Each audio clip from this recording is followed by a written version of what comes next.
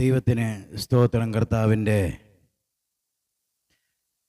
അതിപരിശുദ്ധ നാമം വാഴ്ത്തപ്പെടുമാറാകട്ടെ.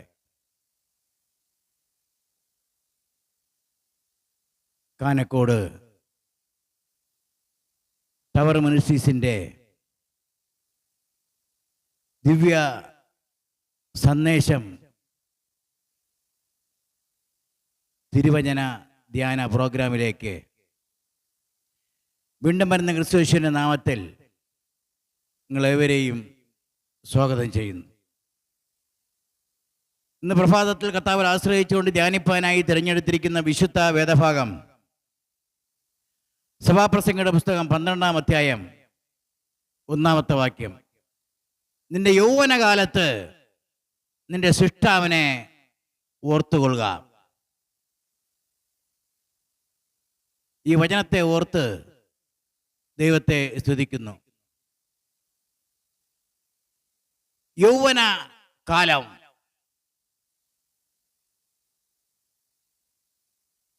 നിന്റെ സൃഷ്ടാവിനെ ഓർത്തുകൊള്ളുക എന്ന് പറയുന്നതിനൊരു കാരണം,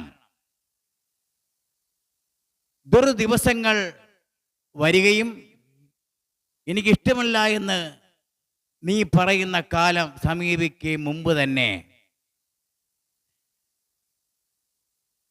നിന്റെ സൃഷ്ടാവിനെ ഓർത്തുകൊള്ളുവാൻ എഴുത്തുകാരൻ പ്രബോധിപ്പിക്കുന്നു.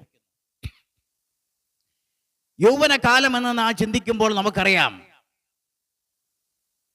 യാതൊരു പ്രവൃത്തിയും ചെയ്യുവാൻ വ്യഗ്രതപ്പെടുന്ന കാലം.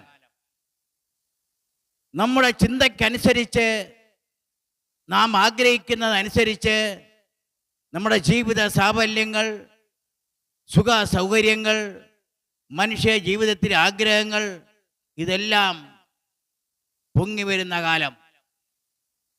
മനുഷ്യൻ തൻ്റെ ജീവിതത്തിനായി നെട്ടോട്ടം ഓടുന്ന കാലം. നിങ്ങളുടെ ആഗ്രഹങ്ങളെല്ലാം വിജയത്തിലെത്തിക്കുവാൻ ആഗ്രഹിക്കുന്ന കാലം. എന്നാൽ ഇവിടെ എഴുത്തുകാരൻ പറയുന്നത് യൗവന കാലത്ത് സൃഷ്ടാവിനെ ഓർത്തുകൊള്ളുക. അത് പറയുവാൻ കാരണം, സൃഷ്ടാവിനാണ് പരമാധികാരം. ഒരു വ്യക്തിയുടെ ജീവിതം ദൈവം ഉരുകാകുന്നതിന് മുമ്പേ അറിയുന്ന ദൈവം, മുന്നമേ അറിയുന്ന ദൈവം, ആ ദൈവത്തിൻ്റെ പരമാധികാരം ദൈവത്തിനാണ്. അതുകൊണ്ട് തന്നെ ദൈവം ആഗ്രഹിക്കുന്നത് യൗവനകാലത്ത് സൃഷ്ടികർത്താവായ ദൈവത്തെ അറിഞ്ഞുകൊണ്ട് ആയിരിക്കുവാൻ ദൈവം ആഗ്രഹിക്കുന്നു. നിന്റെ യൗവനകാലത്ത് സൃഷ്ടാവിനെ ഓർത്തുകൊള്ളുക. മനുഷ്യ ജീവിതത്തിൽ യൗവനകാലത്ത് സൃഷ്ടാവിനെ ഓർത്തുകൊണ്ട് മാത്രമേ നമ്മുടെ ജീവിതങ്ങൾ എന്ന് വെച്ചാൽ ദൈവവചനപ്രകാരം, ദൈവകൽപ്പന പ്രകാരം ദൈവം ആഗ്രഹിക്കുന്നത് പോലെ, ഒരപ്പൻ തന്നെ മക്കളെ അനുസരിപ്പിക്കുന്നത് പോലെ സർവശക്തനായ ദൈവത്തിൻ്റെ വചനത്തിൽ വേരൂന്നി ജീവിപ്പാൻ തക്കവണ്ണം സർവശക്തനായ ദൈവം ആഗ്രഹിക്കുന്നു. കാരണം സൃഷ്ടിച്ച ദൈവത്തിനാണ് പരമാധികാരം. സൃഷ്ടികർത്താവായ ദൈവം അവനെ ഓർക്കുന്നു. സൃഷ്ടികർത്താവായ ദൈവം അവൻ്റെ ജീവിതത്തിൽ സകലതും അവനെ ഒരുക്കി കൊടുക്കുന്നു. സൃഷ്ടികർത്താവായ ദൈവം അവൻ്റെ വഴികളിലെ ദുർഘടങ്ങളെല്ലാം നിരപ്പാക്കുവാൻ ആഗ്രഹിക്കുന്നു. ആ ദൈവം തന്നെ പരമാധികാരിയായി യൗവനകാലത്ത് ആ ദൈവത്തെ ഓർക്കുന്നുവെങ്കിൽ ആ പൂർണ്ണമായി അവനെ നയിപ്പാൻ തക്കവണ്ണം തൻ്റെ കൈക്കലെ ഒരാടായി ദൈവം അംഗീകരിച്ചുകൊണ്ട് ആ അംഗീകാരത്തിൻ്റെ വാഗ്ദത്തങ്ങൾ തൻ്റെ മക്കളിലൂടെ പകർന്ന് ദൈവം അവനെ മാനിക്കുവാൻ ആഗ്രഹിക്കുമ്പോൾ ആ ദൈവത്തെ അല്ലയോ യൗവനകാലത്ത് മാനിക്കേണ്ടത്? ആ ദൈവത്തെ അല്ലയോ നാം ഓർക്കേണ്ടത്? ആ ദൈവത്തിൻ്റെ വചനങ്ങളല്ലയോ അനുസരിക്കേണ്ടത്? ആ ദൈവത്തിൻ്റെ വചനങ്ങൾ അനുസരിച്ചുകൊണ്ട് ദൈവം ആഗ്രഹിക്കുന്ന വഴികളിലൂടെ നാം സഞ്ചരിക്കുവാൻ തക്കവണ്ണം സർവശക്തനായ ദൈവം ആഗ്രഹിക്കുന്നത് കൊണ്ടാണ് ഈ വചനം തന്നെ പഠിപ്പിക്കുന്നത്. നിന്റെ യൗവനകാലത്ത് നിന്റെ സൃഷ്ടാവിനെ ഓർത്തുകൊള്ളുക. ഈ ലോകപ്രകാരം ഒരു സൃഷ്ടാവ് നമുക്കുണ്ട് എങ്കിലും ആ സർവശക്തനായ ദൈവമാണ് അതിന് കാരണഭൂതൻ. മക്കൾ ഉദരഫലം ദൈവത്തിൻ്റെ ദാനം എന്ന് വിശുദ്ധ ബൈബിൾ നമ്മെ പഠിപ്പിക്കുന്നു. മറ്റു ഭാഗം തന്നെ നാം ചിന്തിക്കുമ്പോൾ ദൈവം മനുഷ്യനെ സൃഷ്ടിച്ചത് ദൈവത്തിന് വസിക്കുവാൻ ഒരു മന്ദിരം. അത് യൗവന കാലമെന്ന് പറയുമ്പോൾ നമുക്ക് ഏറ്റവും കൂടുതൽ ബലവും നാം വളർന്ന് എന്തും പ്രവർത്തിക്കുവാൻ കഴിവുള്ള ഒരു കാലം. ആ കാലം ദൈവം നമ്മെ നയിക്കപ്പെട്ടുകൊണ്ട് ദൈവീക പ്രവൃത്തികൾ പലതും നമ്മെ കൊണ്ട് ചെയ്യിക്കുവാൻ ദൈവം ആഗ്രഹിക്കുന്നു എന്നുള്ള വസ്തുത നാം മറന്നു പോകരുത്. കാര്യം ഈ ലോകപ്രകാരം അമ്മയപ്പന്മാർ മക്കൾ വളർന്നു കഴിഞ്ഞാൽ, ഒരു യൗവനപ്രായം ആയിക്കഴിഞ്ഞാൽ ആ യൗവനക്കാരെ കൊണ്ട് എന്തെല്ലാം ചെയ്യിക്കുവാൻ അവർ ആഗ്രഹിക്കുന്നു, അവർ ഏതെല്ലാം തലങ്ങളിൽ ആയിത്തീരുവാൻ അവർ ആഗ്രഹിക്കുന്നു. അങ്ങനെയാണെങ്കിൽ സൃഷ്ടികർത്താവായ ദൈവം യൗവനകാലത്ത് നമ്മെക്കൊണ്ട് ആ ദൈവിക ശുശ്രൂഷകൾ ചെയ്യുവാൻ, ദൈവത്തിൻ്റെ പദ്ധതികൾ നമ്മുടെ ജീവിതത്തിൽ പ്രാവർത്തികമാക്കുവാൻ, ദൈവിക കൃപയ്ക്കുള്ളിൽ പരിപാലിക്കുവാൻ, ദൈവം നമ്മെ കൈവിടാതെ സൂക്ഷിക്കുവാൻ, നാം ഈ ലോകത്തിന് അനുഭവമാകാതെ നന്മയും കരുണയും ദൈവത്തിന് പൂർണ്ണ പ്രസാദമുള്ള ഒരു മകനായി മകളായി ജീവിക്കുവാൻ ദൈവം തന്നെ ഇസ്രായേലിൻ്റെ പരിപാലകൻ നമ്മുടെ ജീവിതത്തിൽ ആ പരിപാലനം ഏറ്റെടുത്തുകൊണ്ട് യൗവനകാലത്ത് സൃഷ്ടാവിനെ ഓർക്കുന്ന ഒരു ദൈവ പൈതന്റെ ജീവിതത്തിൽ ദൈവം തന്നെ പരിപൂർണമായി അവനെ വിടുവിപ്പാൻ തക്കവണ്ണം അവൻ്റെ ജീവിതത്തെ തകർത്ത് കളയാതെ വണ്ണം പരിപാലിക്കുവാൻ ദൈവം ആഗ്രഹിക്കുന്നു. ആണ് മക്കളെ, നിങ്ങളുടെ അമ്മയപ്പന്മാരെ കർത്താവിൽ അനുസരിപ്പിൻ. അത് ന്യായമല്ലോ. കർത്താവ് നമ്മെ പഠിപ്പിച്ചിരിക്കുന്ന, കർത്താവ് ആഗ്രഹിക്കുന്ന തലത്തിൽ മാതാപിതാക്കളായിരിക്കണം മക്കളെ പരിപാലിക്കേണ്ടത്, മക്കളെ വളർത്തേണ്ടത്, മക്കൾക്ക് മാതൃക കാണിച്ചു കൊടുക്കേണ്ടത്.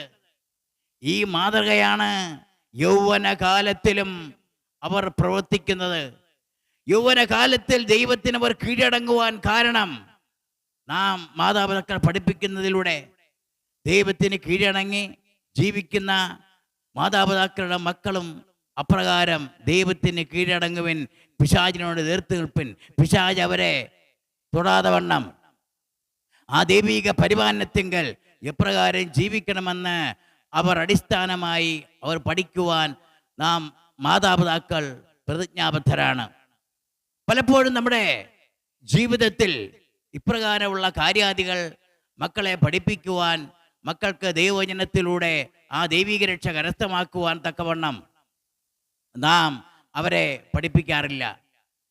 എന്നാൽ ഉന്നത തലങ്ങളിൽ നാം ആഗ്രഹിക്കുന്ന രീതിയിൽ, അവർ ആഗ്രഹിക്കുന്ന രീതിയിൽ അവരെ പഠിപ്പിക്കുവാനും ഉന്നതങ്ങളിലേക്ക് കടത്തിവിടുവാനും നാം ആഗ്രഹിക്കാറുണ്ട്. അവരുടെ ഇച്ഛയ്ക്കനുസരിച്ച് നാം പ്രവർത്തിക്കാറുണ്ട്. എന്നാൽ അടിസ്ഥാനകരമായി ബാലൻ തൻ്റെ നടപ്പിനെ നിർമ്മലമാക്കുന്നത് എങ്ങനെ?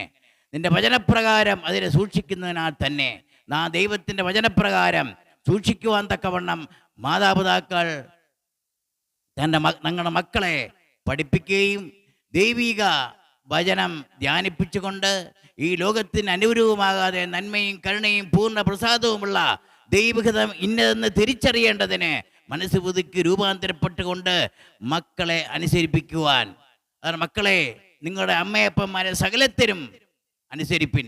ഇത് കർത്താവിൻ്റെ ശിഷ്യന്മാരിൽ കണ്ട പ്രസാദകരമായ ഒരു കാര്യമാണ്.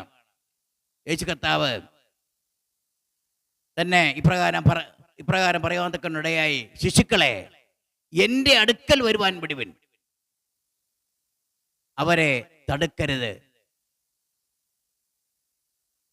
ദൈവരാജ്യം ഇങ്ങനെയുള്ളവരല്ലോ എപ്പോഴും നാം ദൈവത്തിൻ്റെ സന്നിധിയിൽ ഒരു ശിശുവായിരുന്നു കൊണ്ട് ആ ദൈവിക വചനങ്ങളെ കേൾക്കുകയും ആ മർമ്മങ്ങളെ മനസ്സിലാക്കുകയും ചെയ്ത് യൗവനകാലത്തിന് സൃഷ്ടാവിനെ ഓർക്കുന്ന ഒരു ദൈവ പൈതലായി നാം ആയിത്തീരുവാൻ ദൈവം ആഗ്രഹിക്കുന്നു.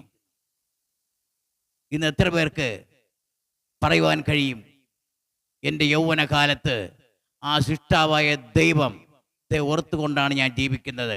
ആ സൃഷ്ടാവായ ദൈവത്തിൻ്റെ വചനത്തിൽ ആശ്രയിച്ചുകൊണ്ടാണ് എൻ്റെ ജീവിതം മുന്നോട്ട് നയിക്കപ്പെടുന്നത്. ആ വഴികളിലൂടെ സഞ്ചരിക്കുവാൻ ഞാൻ ആഗ്രഹിക്കുന്നു എന്ന് എത്ര പേർക്ക് പറയുവാൻ തക്കവണ്ണം സാധിക്കും? പ്രിയതമക്കളെ, നമ്മുടെ ജീവിതത്തിൽ യൗവനകാലത്ത് ആ സൃഷ്ടാവിനെ നാം ഓർക്കുകയാണെങ്കിൽ ദുർദിവസങ്ങൾ വരുന്ന സമയത്ത്, ദുർദിവസങ്ങൾ വരികയും നിനക്ക് ഇഷ്ടമില്ല എന്ന് പറയുന്ന ആ കാലത്തും സർവശക്തനായ ദൈവം നമ്മെ പരിപാലിക്കുവാനിടയാവും. ഇന്ന് പ്രഭാതത്തിൽ ഈ ദൈവവചന ധ്യാനത്തിലൂടെ നാം ദൈവത്തെ ഒന്ന് രുചിച്ചറിയുവാൻ, ആ ദൈവം നമ്മെ കുറിച്ച് ആഗ്രഹിക്കുന്ന ആ ദൈവിക പദ്ധതി ദൈവത്തിൽ നിന്ന് പഠിക്കുവാൻ ഈ വചനധ്യാനം നമുക്ക് മുതൽക്കൂട്ടായി തീർന്നു എന്ന് നാം വിശ്വസിക്കുന്നുവെങ്കിൽ ആ ദൈവിക വിടുതൽ നമ്മുടെ ജീവിതത്തിൽ പ്രാപിച്ചുകൊണ്ട് യൗവനകാലത്ത് ആ സൃഷ്ടാവിനെ ഓർത്തുകൊണ്ട് ദുർദിവസങ്ങളിലെ നമ്മുടെ പ്രതികൂലങ്ങളെ, നമ്മുടെ കഷ്ടതകളെല്ലാം മാറ്റിവിരിക്കുന്ന, അവിടെ അനുകൂലമായി പ്രവർത്തിക്കുന്ന ഒരു ദൈവിക കൃപയുടെ ഉറവ തുറന്ന് ദൈവം നമ്മെ മാനിക്കുവാൻ ആഗ്രഹിക്കുന്നു. വാർദ്ധക്യത്തിലും ഞാൻ നിന്നെ ചുമന്നുകൊള്ളാമെന്ന് വാഗ്ദത്തം ചെയ്ത ദൈവത്തിൻ്റെ മക്കൾക്ക് ഈ തിരുവചന ധ്യാനം ഒരു അനുഗ്രഹമായി തീരുവാൻ സർവശക്തനായ ദൈവം കൃപ പകരുമാറാകട്ടെ. ഒരു നിമിഷം നമുക്ക് പ്രാർത്ഥിക്കാം. ദൈവമേ, തിരുവചന ധ്യാനത്തിലൂടെ കർത്താവിൽ ആശ്രയിച്ച് പ്രാർത്ഥിക്കുന്ന ഏവർക്കും ഏത് വിഷയങ്ങളുടെ നടുവിലും ദൈവം അത്ഭുത വിടുതൽ പകരുമാറാകണമെന്ന് പ്രാർത്ഥിക്കുന്നു. പ്രാർത്ഥന കേട്ടതിനായി സ്തോത്രം. യേശുക്രിസ്തുവിൻ്റെ ധന്യമുള്ള നാമത്തിൽ തന്നെ ആമേൻ.